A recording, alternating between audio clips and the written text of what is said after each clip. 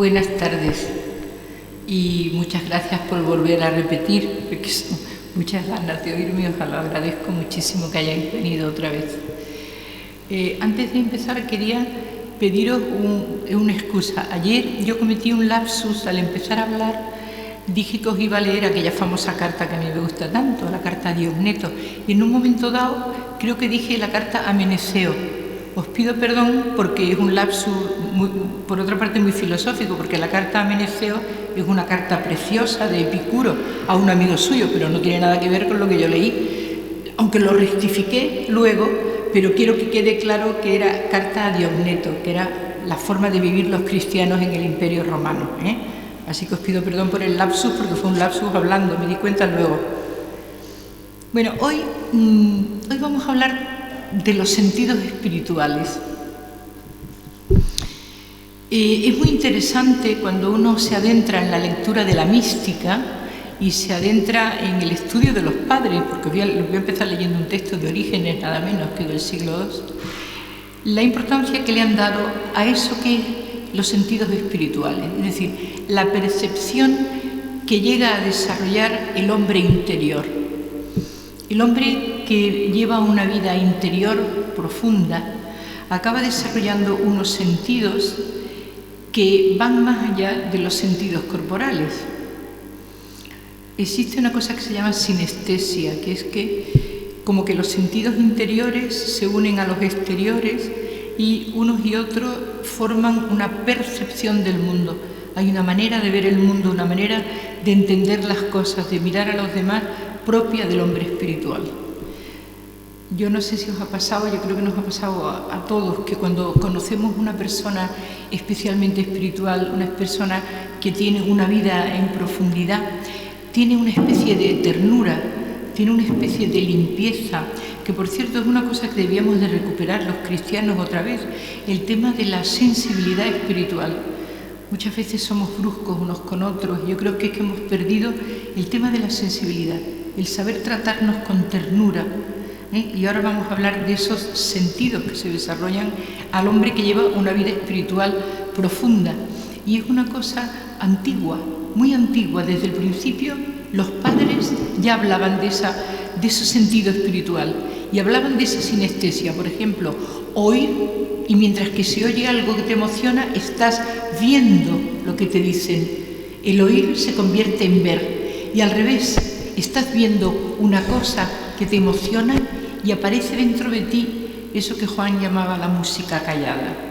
Es decir, los sentidos espirituales se desarrollan de una manera lenta, pero el hombre espiritual, el ser espiritual, el hombre que vive en un estado de gracia, va aprendiendo a percibir el mundo.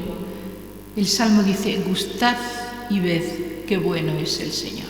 Es decir, a Dios lo gustamos, lo saboreamos. Voy a acabar hablando del saboreo, porque es quizá la parte de la sabiduría más importante que me parece de este tema. Nosotros pretendemos una civilización que por su influencia filosófica, mucho más filosófica que religiosa, hemos de decir esto, hemos despreciado muchas veces el cuerpo. En nuestros 2000 años de historia, el cristianismo se une al neoplatonismo, que es una filosofía clásica del siglo III, donde la materia era una cosa secundaria, de segundo orden. Y los cristianos asumimos como si fuera nuestra la idea del desprecio del cuerpo, que nunca fue cristiana.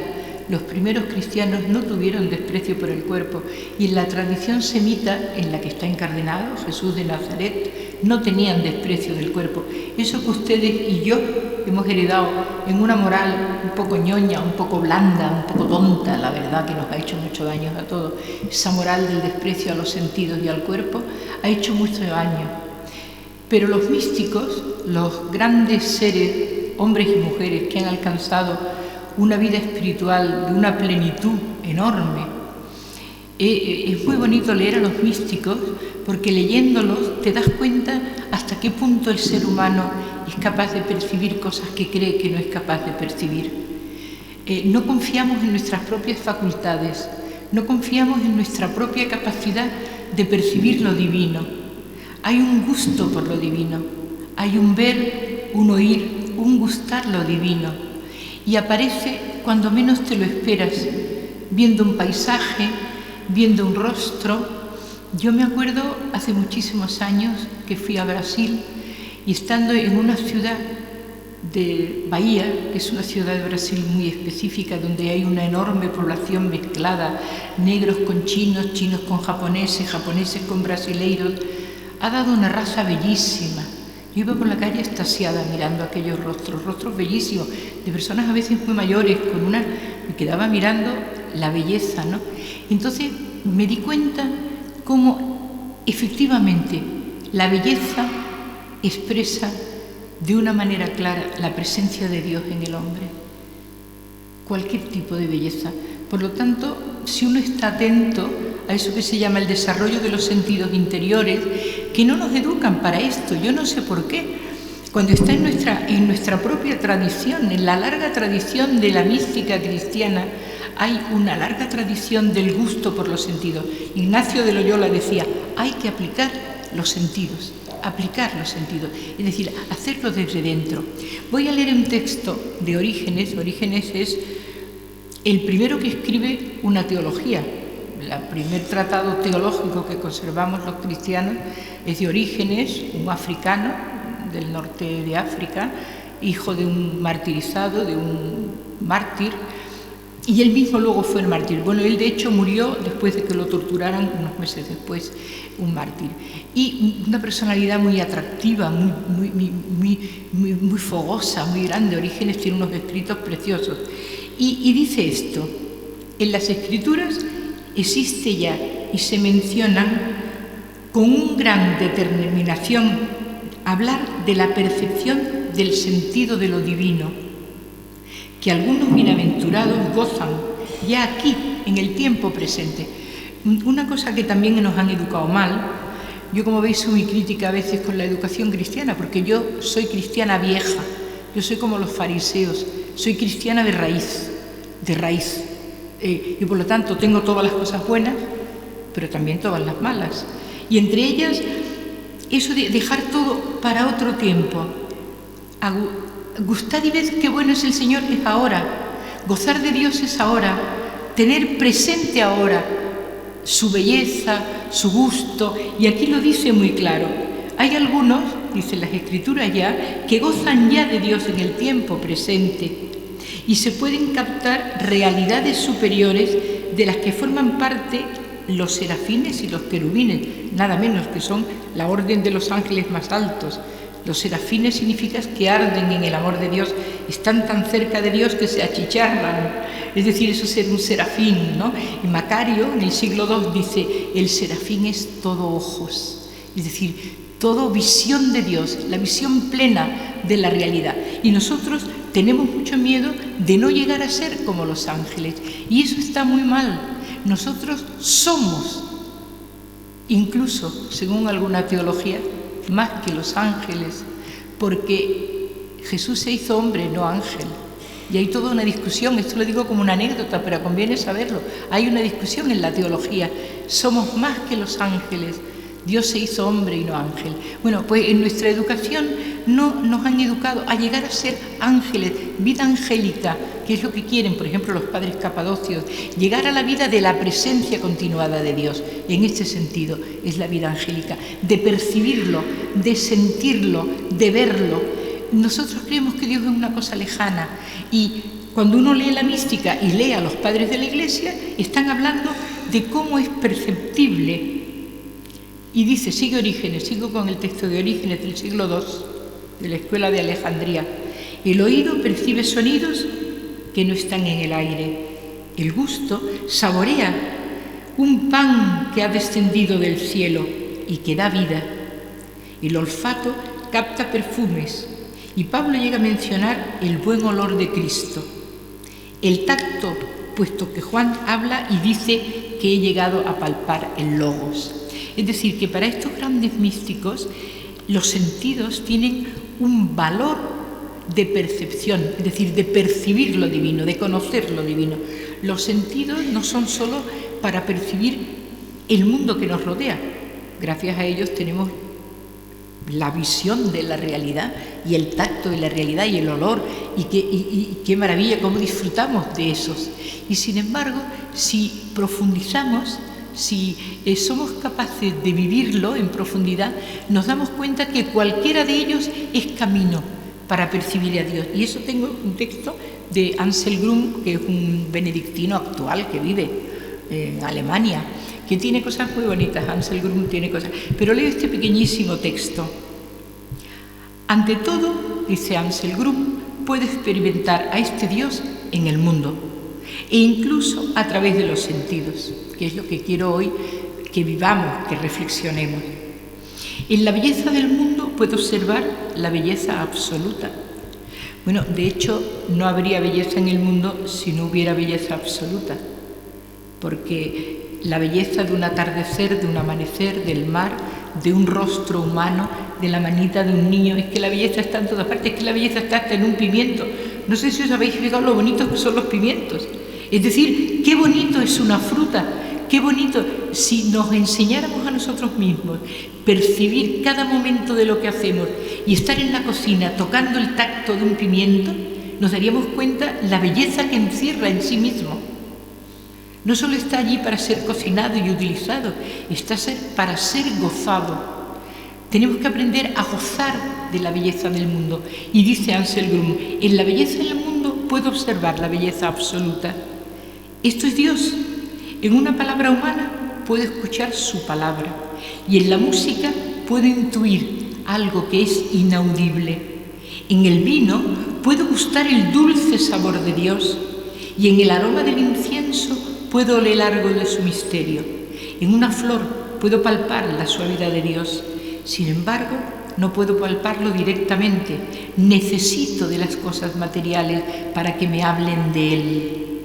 Los sentidos nos remiten más allá de sí mismos, a lo que no podemos experimentar ni ver ni oír. Cuando contemplo el cielo estrellado, se presenta ante mí algo de su inmensa y gran belleza. Es decir, que los hombres que llevan una vida espiritual, los hombres y las mujeres que llevan una vida espiritual, han sido capaces de percibir que trascendiendo los sentidos, y eso es también cuestión de costumbre, lo mismo que nos han acostumbrado los que tenemos formación religiosa a rezar una Ave María o a rezar un Padre Nuestro, que no está mal, nos debían de haber enseñado también a percibir a Dios en las cosas, en lo que hay, en lo que está. ¿Dónde está? ¿Dónde está? Porque si uno va por la calle, ir por la calle es muy ilustrativo. Cuando uno va solo, esos ratitos de observar, uno observa las caras de la gente que te rodea y si miramos en profundidad, vemos mucho más de lo que parece. Yo voy a hablar de cada uno de los sentidos un poquito para que veamos en qué medida en nuestra vida cotidiana, porque la vida cotidiana es un locus theologicus, la vida cotidiana es donde se desarrolla la vida. Hay Karl Rahner, un gran teólogo alemán, ha escrito un libro de dificilísima lectura que se llama La mística de la cotidianidad. Pero lo que viene a decir es que lo cotidiano es el locus, el lugar sagrado donde estamos. No tenemos que ir a buscar lo sagrado a otro lado, no tenemos que hacer un traslado, no, el locus, el lugar donde estamos viviendo, es el lugar donde Dios se nos va a manifestar. Entonces, ¿qué tenemos que hacer? Saber desarrollar los sentidos espirituales, saber desarrollar que detrás y trascendiendo todo lo que tengo delante, puedo percibir a Dios perfectamente. Mirad, la vista es el sentido más omniabarcante. Ver parece que nos permite no solo ver los colores, sino las dimensiones, las profundidades, la altura, la anchura. Ver parece que encierra en gran cantidad de explicarnos cómo es la realidad. Pues hay un ver de Dios. Y hay dos formas de enfrentarse a esto del ver de Dios. Primero, intentar ver cómo ve Dios el mundo. Yo creo que para estos grandes seres han aprendido a mirar el mundo con los ojos de Dios. Si nosotros fuéramos capaces de mirar con los ojos que Dios vería, se lo dice mucho el maestro Eckhart, sería una mirada radicalmente distinta. Veríamos de la realidad otra cosa, veríamos otra dimensión de la realidad. Lo más parecido a la visión que tiene Dios de la realidad es la visión de un niño, la inocencia. La inocencia del niño es lo más parecido a la mirada de Dios. Un niño puede estar gozoso y perfectamente integrado en la realidad, en medio a lo mejor de una situación que un adulto vive de otra manera. Luego quiere decirse que las cosas no son absolutas, que hay muchas formas de mirarla y que si nosotros tuviéramos la capacidad de volver a la inocencia primera, de quitar todos los prejuicios y ver las cosas con esa mirada, miraríamos el mundo, las cosas, las personas, de una manera radicalmente distinta. Entonces hay ese intento de recobrar la mirada de Dios sobre el mundo. Y lo que los místicos del siglo XII, Guillermo de Santierri, los victorinos y todos estos, empezaron a hablar de lo que se llama el tercer ojo. Es decir, el ojo de la percepción interna, el ojo que ve más allá de lo que ven los ojos normales, el ser capaz de ver. Y ese ver se hace con el ojo del corazón. Yo creo que lo entendemos muy bien, por ejemplo, cómo una madre ve a un hijo. Sea como sea, feo, alto, gordo, guapo, re flaco, re gordo, tonto, la madre tiene una visión del hijo, una manera de mirar al hijo tan específica que no hay nada que pueda sustituir esa mirada de madre. Exactamente eso pasa con el tercer ojo. Cuando te desarrollas el tercer ojo, eres capaz de ver con una mirada interior que naturalmente desarrolla lo que voy a desarrollar al final de la charla, que es el tema de la sabiduría y del amor. Esa visión es una visión que se desarrolla de una manera especial cuando uno ama. Cuando uno ama a otro, ve de una manera distinta. ¿Cuántas veces amamos personas que tenemos cerca, que queremos mucho, y alguien de fuera, que no está dentro, te dice de repente de esa persona una cosa? Qué bajita, o qué alta, o qué fea, o qué morena. Y tú de repente caes en la cuenta y dices, ¿así? ¿Es baja? ¿Es fea? ¿O alto? Yo no me había dado cuenta, solo lo amo. Solo lo amo. Hay un momento que la visión del amor constituye una visión profunda. Intentar ver las cosas como las vería Dios nos haría ver el mundo de una manera radicalmente distinta. El tema de la visión nos lleva también al tema del conocimiento, un tema de conocimiento más profundo. Profundizas en el conocer del otro y en el elemento del transparentarse. Nos tenemos que hacer transparentes. Y hacerse transparente es muy difícil, porque hacerse transparente significa quitarse uno de en medio. Quitarse de uno de en medio no es eliminar tu importancia y tu dignidad de persona, sino lo que hizo la figura de Cristo de todos los místicos. No ponerse el primero, sino el último de la fila, ver al otro antes que a ti, no imponer tus gustos, tus necesidades, tus deseos, lo que se llama kenosis, es decir, la disolución del yo. Y al irnos haciendo transparentes, Dios se transparenta a pesar de mí mismo, a través de mí mismo. Raymond Paniker, del que llegué a ser muy amiga, y mi marido muchísimo, cuando ya se estaba muriendo, decía, ahora ya voy a llegar a ser totalmente transparente, porque ya no estoy, ya no tengo la parte de mí que me puede ocultar a la visión de Dios.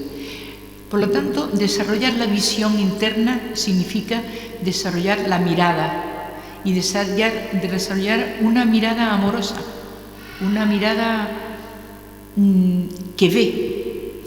Para mí, de todas las frases del Evangelio, quizá la más enigmática y que más complejidad a mí me supone es una frase de Juan: quien me ve a mí, ve al Padre. Ese ve quien me ve a mí. ¿Qué significa ese ve que dice Juan? Que lo vieran ellos que vivían con él físicamente andando por las tierras de Galilea, no era eso lo que estaba diciendo. Quien me ve a mí, es decir, quien es capaz de ver la esencia de lo que soy. La visión espiritual desarrolla la visión esencial. Lo esencial como dice el Principito, ¿no? Lo esencial está oculto a los ojos físicos. Por eso hay que desarrollar un ojo que me lleve a la esencia de la realidad, que es la esencia.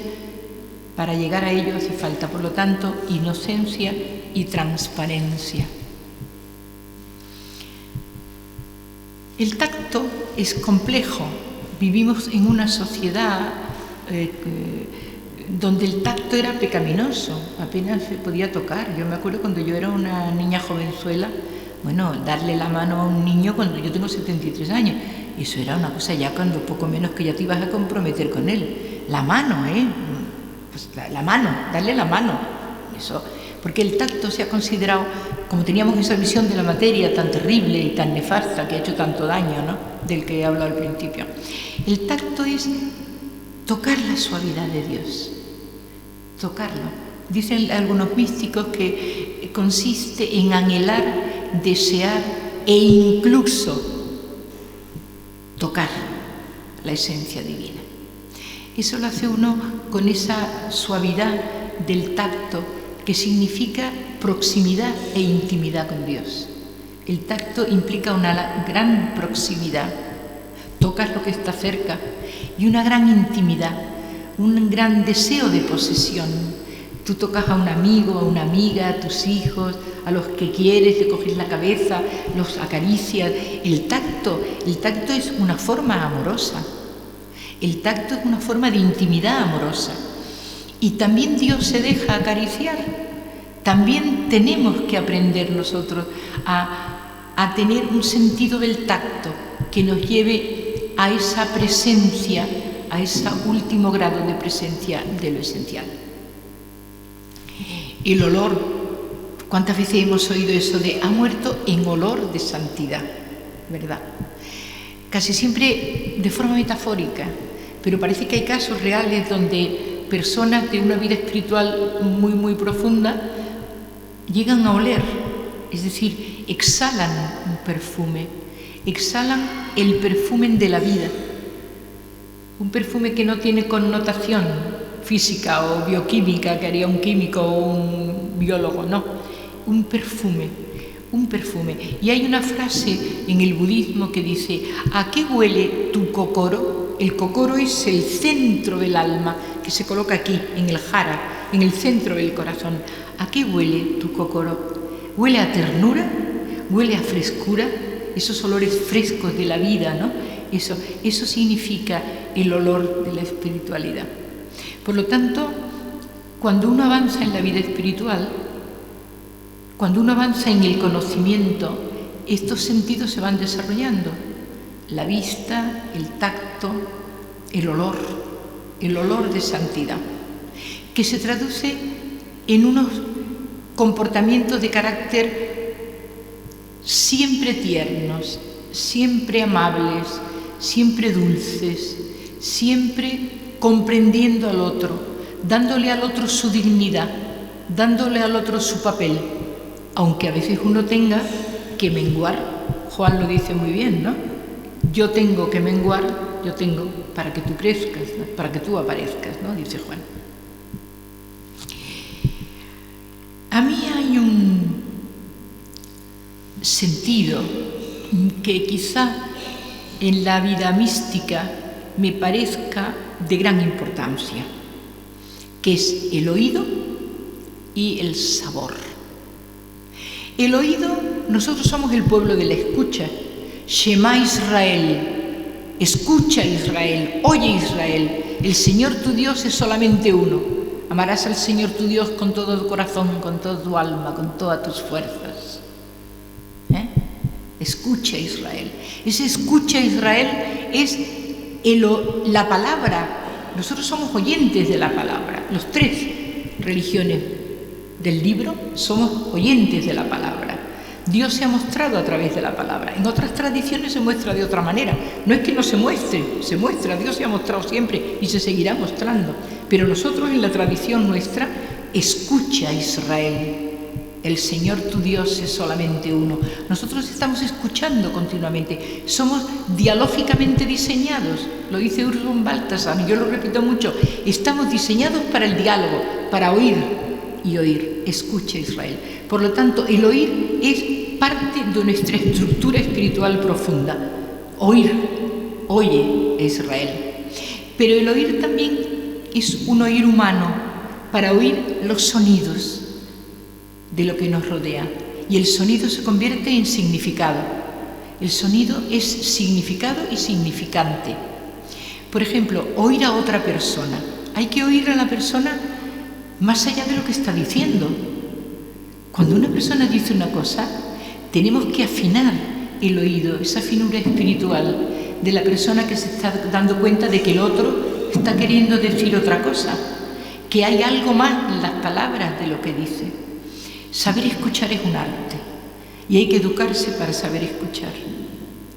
Hay que educarse, entre otras cosas, porque uno tiene que aprender el vaciamiento, el no estar escuchándome a mí mismo mientras que oigo al otro, que se habrá creído yo sé lo que está diciendo, yo ya me sé muy bien por qué lo dice, toda esa muletilla, esas cosas terribles que nos pasan mientras que oímos al otro.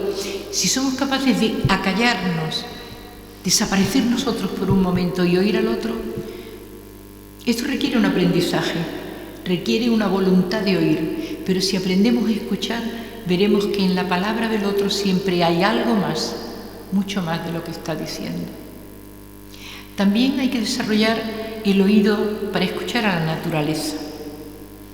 La naturaleza habla, el viento, el aire, el fragor del mar, el ruido de las olas, el ruido del agua cuando cae con un chorrito. La naturaleza tiene sonidos maravillosos y ese saber escuchar la naturaleza nos hace comprender el ritmo de lo que hay, el orden interno de la realidad, el orden interno de las cosas. Las cosas tienen un orden, un funcionamiento casi perfecto. Solo cuando el hombre mete la pata y estropeamos la naturaleza, introducimos elementos que distorsionan la naturaleza. Pero la naturaleza tiene un ritmo. Tenemos que aprender a escuchar también a la naturaleza. Y también tenemos que aprender a escucharnos a nosotros mismos. Hablamos demasiado. Aun cuando estamos callados estamos hablando. Tenemos la cabeza, la comida, los niños, el trabajo, cuando fulanito, menganito, y no nos paramos. Y entonces de repente no sabes quién eres. Uno necesita el silencio profundo para saber quién es.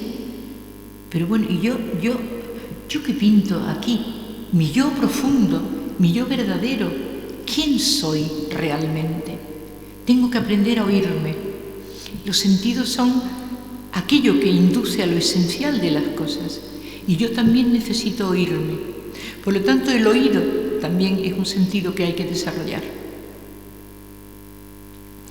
Y por último voy a hablar del sabor. Porque la palabra sabor significa saborear.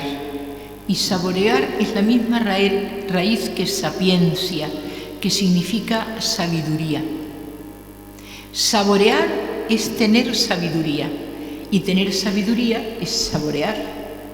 Y a Dios se le saborea el gusto de Dios, ¿no? En Corintios 2 dice Pablo, vamos a hablar de una sabiduría que no es de este mundo, ni de los príncipes de este mundo.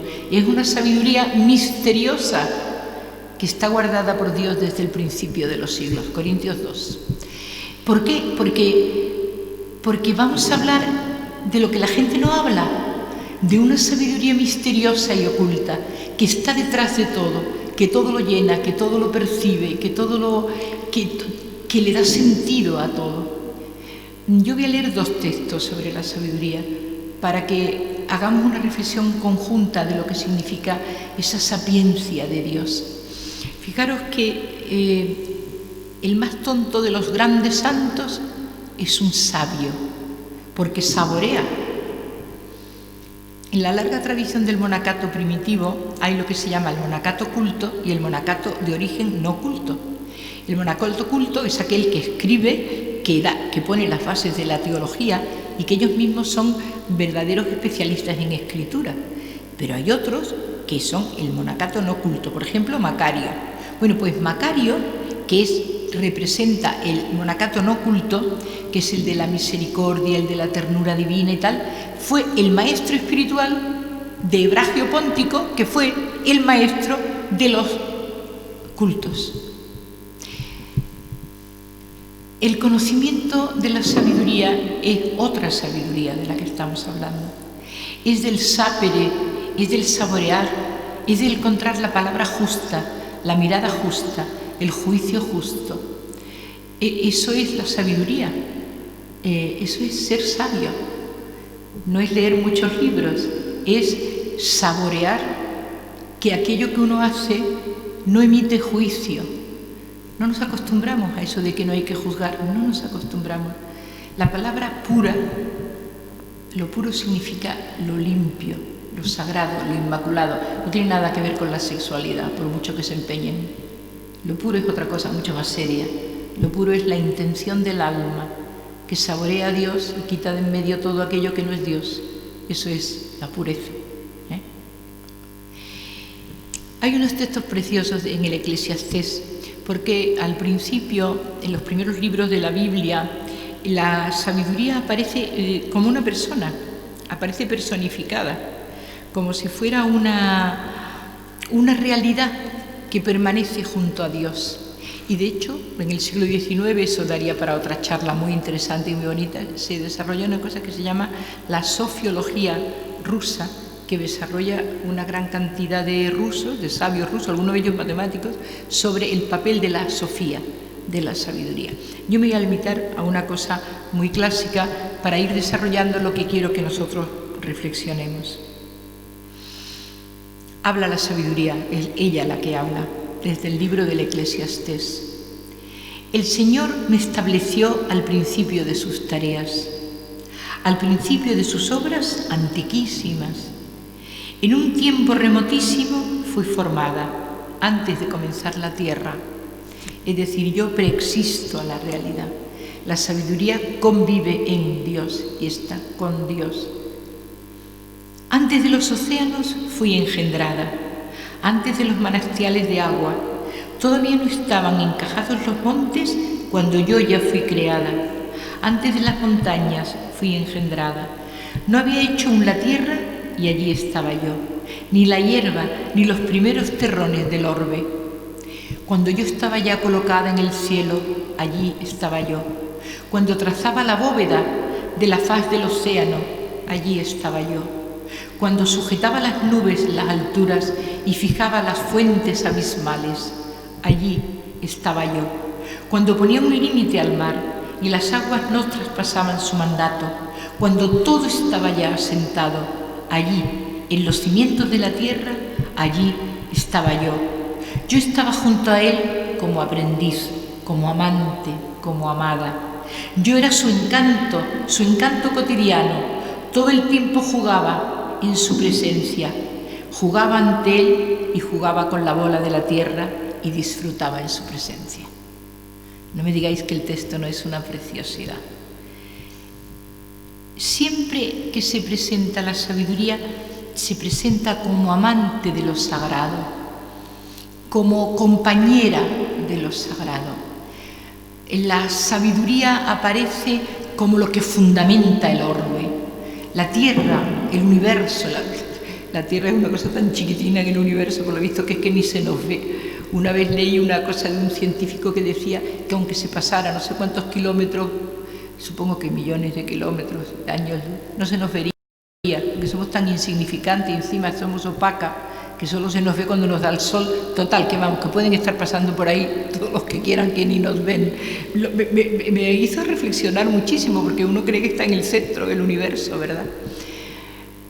Toda esa inmensidad, todo eso está basado en la sabiduría, y la sabiduría es un saborear de Dios, es un amor de Dios. Yo estaba delante de él como su amante, como su amada. Siempre que tratamos de Dios es muy curioso porque se habla de amante y amado. Parece que la forma de relacionarse con la divinidad es precisamente el amor. Y el amor erótico, el amor de la mística nupcial, ¿no? Que este es otro tema para otra conferencia. Saborear significa dar sabor a las cosas de la vida, a las cosas pequeñas. Volvemos a la vida cotidiana. En la vida cotidiana uno puede contestar de una forma o de otra continuamente en nuestra vida de diario, desde que nos levantamos hasta que nos acostamos. ¿Cuántas cosas podemos hacer dándole sabor? Dándole esa chispita de gracia, de una contestación amorosa, una mirada, un tocarte la espalda, hacer una comida rica cuando no viene a cuento, cuando nadie lo espera, tener un detalle cuando nadie lo espera, porque si todo el mundo lo espera y ya está previsto, bueno, pues es que se convierte en obligación. Me refiero a todo eso que podemos dar al cabo del día, porque sí, la sabiduría es gratuita y todo lo que da Dios es gratuito. Se da por gracia, a cambio de nada, a cambio de no esperar nada, sin tener que esperar un porqué, sin tener que dar una razón. La razón no tiene nada que ver con la sabiduría. La razón es ordenadora, sistemática, analítica. Te enseña a conocer. La sabiduría te enseña a saborear. Esa es la diferencia.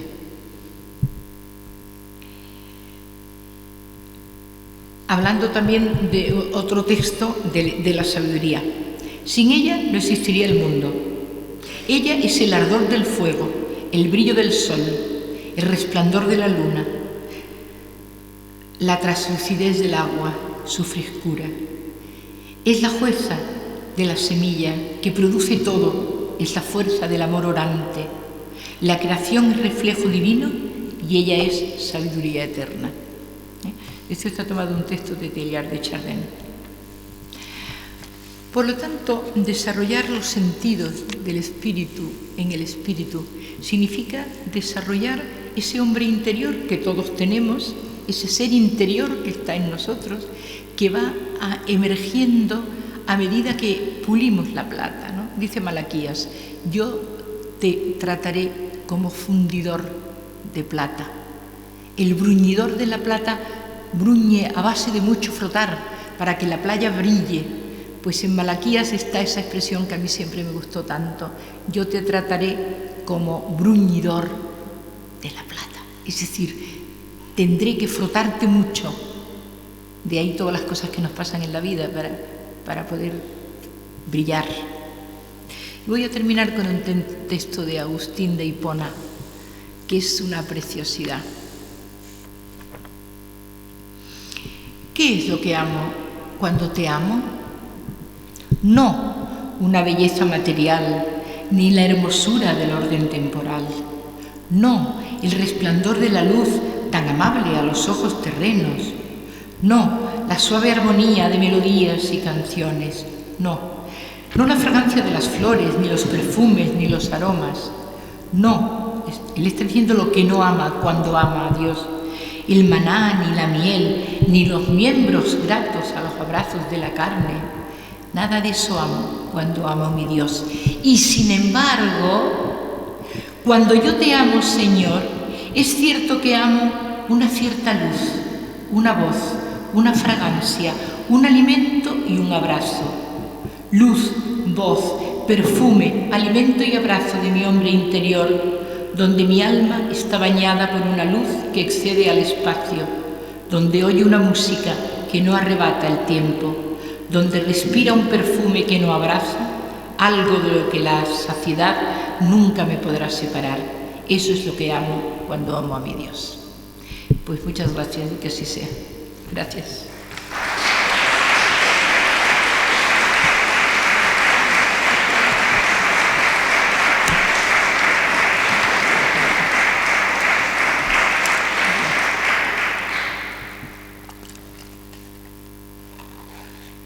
¿Qué queréis que comentemos?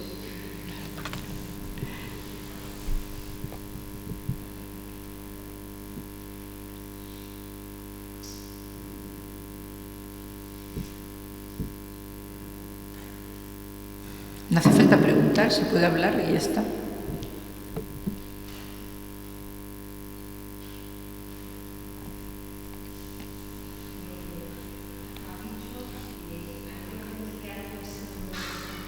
¿Hay que qué?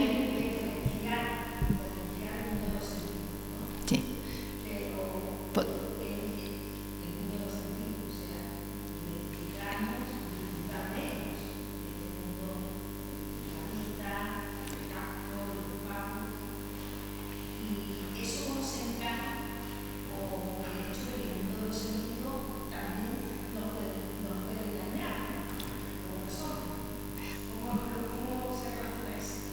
Sí, porque esos sentidos que yo digo, vamos, yo y los místicos dicen, es porque hay que desarrollar qué es lo que hay detrás de ellos.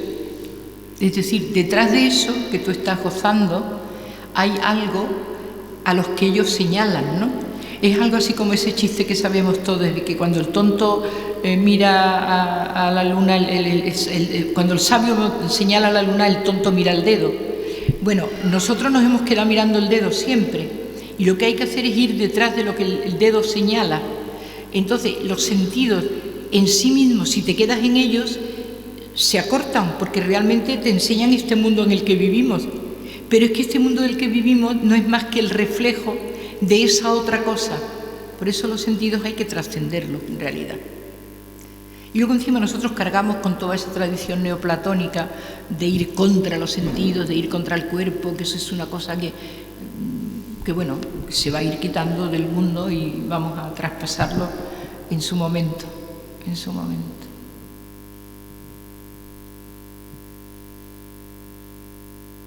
¿Qué más?